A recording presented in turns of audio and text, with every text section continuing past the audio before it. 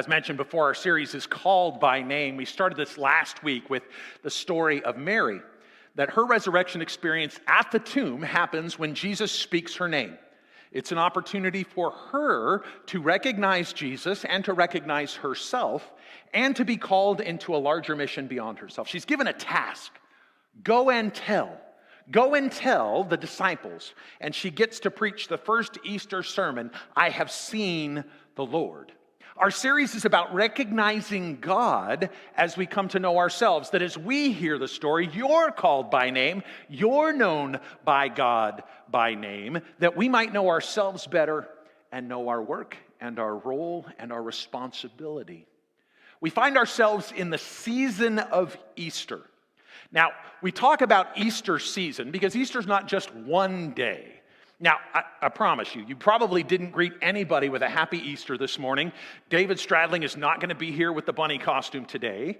But this is a season of life. Not unlike Lent or Advent, Easter is a season that carries us from the resurrection of Jesus to the birth of the church at Pentecost. And we understand the pattern of seasons in our lives, not just the change of season as we've seen the growth that surrounds us on our hillside. We get that there are times in our lives that are seasons, that are transitional, that for such a time as this, I would dwell with or deal with these things. Maybe it's a season of hope and expectancy where you're waiting on new life or new birth. Maybe it's a season of waiting and watching because you are walking a journey with an aging parent or someone who is in transition in their life. That there are seasons in life where we know joy, there are seasons in life where we know grief, there are seasons in life where we struggle. And every time there is a change in seasons, it can for us be something that is difficult to know what to do next. I was mindful of that last night. I had the chance to watch on social media a number of people who posted their experience of watching the final performance of Phantom of the Opera on Broadway in New York City. It sounds weird to say that because Phantom's been there for 35 years, right? There are people in this room who are younger than Phantom has been on Broadway. But the thing that was cool about last night's show is that the audience refused to leave. They watched the chandelier get taken back up into the rafters, and they cheered and they applauded. And meanwhile, the cast backstage getting their mics off and changing into their street clothes, and the people still wouldn't go, and they applauded. And when the cast came back out, they said, one more song, one more song. And so just into some handheld mics and little groups of people, the cast of Phantom of the Opera sang, Happy Trails to You Until We Meet Again. To a people who were in the middle of a season in life they never thought they'd see. The end of one of the longest running shows on Broadway. Well, that sense of what to do with a change in seasons and a change in life is exactly where the disciples are in our story. Because while Mary has come and said to them, I have seen the Lord, he is resurrected, we are sent back to the place to meet him at the lakeside. Instead, not knowing what to do with themselves, they wait and they watch. And in fact, they hide themselves in the upper room where they'd had the Last Supper out of a fear of the crowds. They ask themselves, what if they decide to do to us what they did to Jesus? And so there they shelter in place. They wait and they watch and they wonder, and it is in the midst of that fearful moment that 10 of the 11 remaining have a session with Jesus. He appears in their midst. Door was locked and Jesus is standing there, and his first words to them are, peace be with you. He understands their concern, their fear, their frustrations, and he offers a sense of comfort. Do not be afraid. Peace be with you. And he breathes upon them love, hope, possibility, and just a smidge of the Spirit that will come upon them in the birth of the church at Pentecost. And then just like that, Jesus is gone from their midst. And they are amazed. Now, you notice I said there were 10 of the remaining 11 in the room. There was one missing. And it's his story we center in on today. Let's take a look at the text from the Gospel of John, shall we? 20th chapter. But Thomas, one of the 12, called the twin, was not with them when Jesus came. So the other disciples told him, we have seen the Lord. But he said to them, unless I see the nail prints in his hands, and put my finger in the nail prints and put my hand in his side, then I will not believe. Ooh. After 7 days, his disciples were again inside with the doors shut, and Thomas was with them. And so Jesus came and he stood amongst them and he said to them again, "Peace be with you." And he said to Thomas, "Put your finger here. Look at my hands. Put your hand here and place it in my side. Do not be faithless, but be believing." Well, Thomas answered him, "My Lord and my God." And Jesus said to him, "Thomas, because you have seen me, you have believed. Blessed are those who have not seen and yet have believed."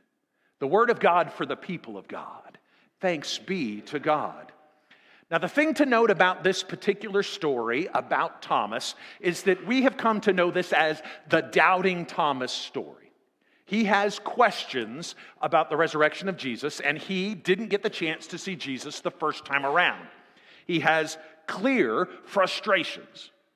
But the thing that's of note in the very first line of this section is that Thomas, well before we come to know him as Doubting Thomas, already has a nickname. He's got a reputation. He is Didymus, the twin. Didymus being the Greek word meaning twin. His whole life has been defined by the fact that he was born with and looks like another person on this planet. It's how they would differentiate from the other. When you were talking about a group of Thomases, and as we baptized the Caden Thomas this morning, I'm going to say, well, from an Andrew Thomas to a Caden Thomas, I bless you.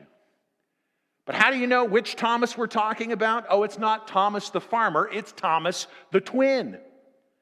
He was known by the fact that his face matched another, and his whole identity was wrapped up in that. Now, parents of multiples will understand this dynamic, and sometimes you reinforce that by dressing your kids alike.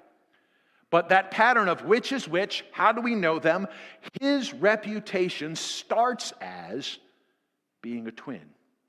He's defined by his family relationship, by his family dynamic. And some of the nicknames that we carry in our lives and our stories are about exactly the same kind of thing. I was born Andrew, but I've been Andy my whole life of my parents choosing to call me that.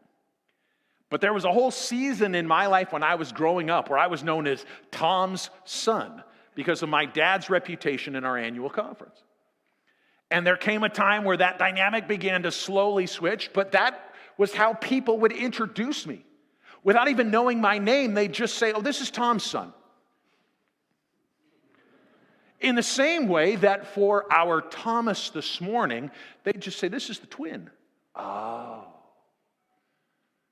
His deep struggle is that he misses out.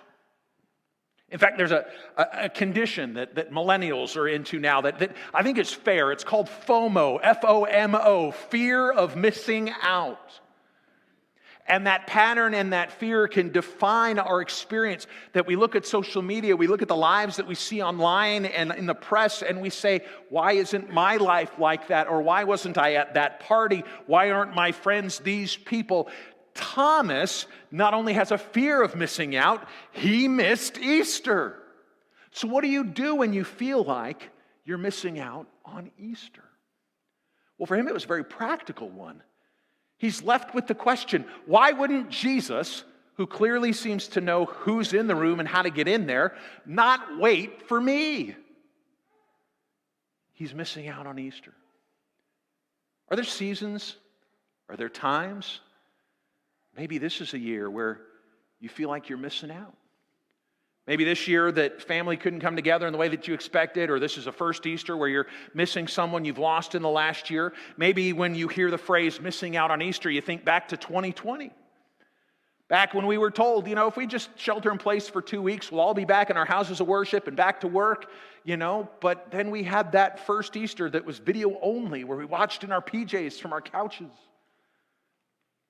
And it felt like something was missing. That's Thomas's experience of Easter.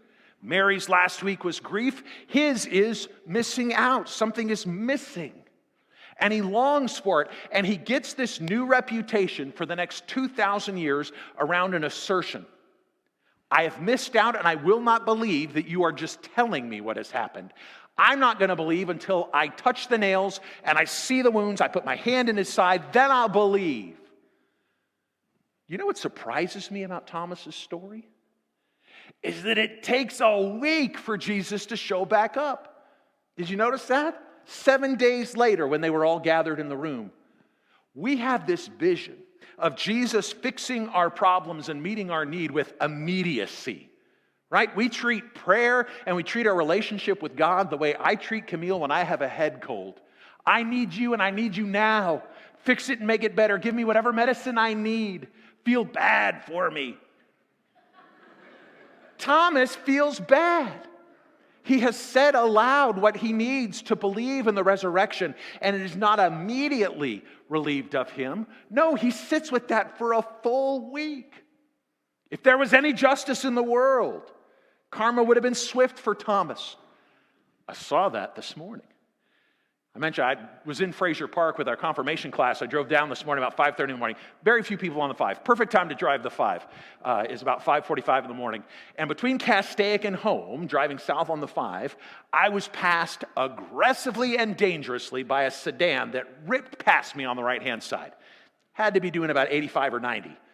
I said, well, I pray for that guy. I hope he gets home safe. Gosh, what a terrible choice. If only there was some hero here to make sure dangerous people weren't like that on the road. Well, wouldn't you know it, at Magic Mountain Parkway, as I was coming up the hill doing about 68 miles an hour, one of CHP's finest motorcycle officers had pulled over that sedan.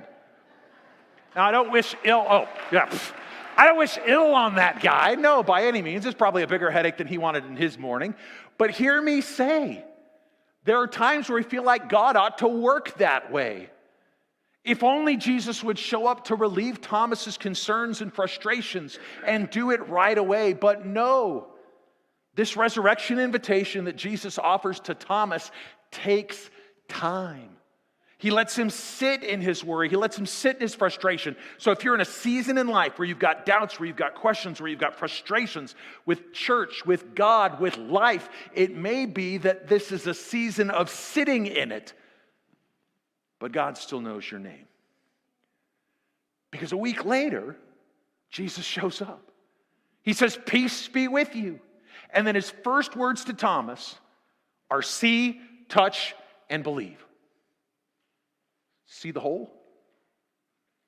Put your finger in it. See the side? Touch it. But believe. It's this challenge that Jesus lays out for Thomas that says, if you need proof, here is proof, come and get it. Jesus says, see, touch, and believe. And that was enough. That's the thing that strikes me about this story, is that Jesus, absent from the room, knows Thomas's need. And in knowing Thomas's need, he's able to speak directly to it. I know what you've been sitting with. I know the struggles that you have. And that is enough for Thomas. Sometimes in life, when we feel burdened, when we feel struggled, it is not that we need people to fix it. It is that we need to know that we have been heard and understood. Do you understand where I'm coming from? Do you understand the struggle I'm facing? Can't you see how I'm hurting? It is enough to be recognized, is enough to be known, and that is exactly what works for Thomas. He knows his need. So much so that Thomas doesn't take advantage of his claim. Thomas says, I'm not going to believe unless I touch, unless I feel, that's when I can believe. Instead, Jesus comes, offers him the opportunity, and Thomas says, you know me. In fact, the way he phrases it is my Lord and my God, and it's one of the first places and one of only a few places where Jesus is directly referred to as divine. Thomas begins to worship because Christ knows him and his story. And Jesus calls him by name. And he calls him into a pattern of grace and possibility. He says, Thomas, you have believed because you have seen, because you have heard, but greater are those who have not seen. This side of history, this side of tradition, those of us who have this story to tell in our hearts but don't have the same opportunities to pierce hands and sides, those of us who are believing out of a sense of trust. Because the simple truth for Thomas is that his name is more than his reputation. Jesus knows his need, he calls him by name, and he comes into a pattern where Thomas is able to realize that your name is more than your reputation. For the 40-odd years of Thomas's life, he'd lived into a singular reputation as the twin. His work didn't change that identity. His following of Christ as a disciple hadn't changed that identity. His name had to be more than his reputation. For 2,000 years since, we've called him Doubting Thomas. And if you're following my sermon notes on the app, you'll notice that at the top it says Doubting ? I feel that's such a failing of Thomas to refer to him as Doubting Thomas, but that is a reputation that Thomas the twin has inherited for 2 millennia. That he had this one question because he missed out on Easter, suddenly he becomes Doubting Thomas. But his name has to be more than his reputation. Otherwise, you forget that it is Thomas and Thomas alone who has demonstrated courage and strength. He's got more in common with Thomas the tank engine in being brave and good than he does with the Doubting Thomas label that we give to him.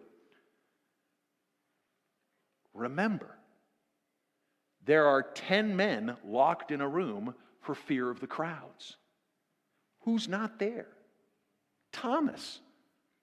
Why? We don't know what he's doing, but we know that out of 11 people, he was the one who was brave enough and willing to go out and face those crowds. Maybe it was to meet a need. Maybe he was just sick and tired of the company he was keeping. For whatever reason, Thomas was out of the room, and he was the only one brave enough to do that. How do we know that he's also brave? Well, the Gospel of John also tells us a story. That when Jesus goes to resurrect Lazarus, when he leaves for Bethany, his disciples are convinced that that choice is going to get him killed. And it is Thomas and Thomas alone who says, well, let's go with him so that we might die as well. It's not just Doubting Thomas. It's not just Thomas the twin. There's a confidence, there's a conviction. Your name is more than your reputation. And my friends, that is a truth that you need to hear. Your name is more than how people know you. By your craft, by your work, by your reputation, by your social media presence, by the things you've done or the things that you have left undone. You are more than the parent you are. You are more than the child you are or were to your parents. You are more than your poor choices, and you are more than your best choices. Your name to God is more than your reputation. So when I say to you that this is a series about being called by name, it is about knowing that you matter to God specifically. Not because you're a twin, not because you're a doubter, not because you're brave or courageous, not because you're a great businessman or woman, not because you're the best bank president or the best sweeper of garbage. Whatever you might do, it is not a matter of your reputation. We celebrate a Jesus who knows you because it is only when he speaks to Thomas and knows his specific need and his specific place in the story that he can equip someone who is feeling lost and left out and allow them to become an apostle and leader in the church. Church, when I say you're called by name, it's not just because Jesus loves you. It's because there is a work and a pattern that we have to do to be here for good, to be changers of the world, that our identity is more than what we've done and where we've been. We are beloved children of God, known in our baptism, just as surely as we saw it with Caden and Harper. And beyond that, to know that in our baptism and in our work, we are called to be kingdom builders and world lovers and world changers. Jesus knows your name. Next week, we're going to celebrate baptismal renewal. We'll all have the chance from our little prophet here to remember and say, yeah. To know that we've been called by name and that our identity is more than the bits and the pieces of our story. Your stories matter. They define who we are. They help us to know how God is at work in each of us. They're a chance for us to recognize both the need and brokenness of the human experience and also the wonderful work that God's grace and redemption is doing. But Jesus knows you beyond those stories and those bits and pieces. And he calls you by name. Let's pray.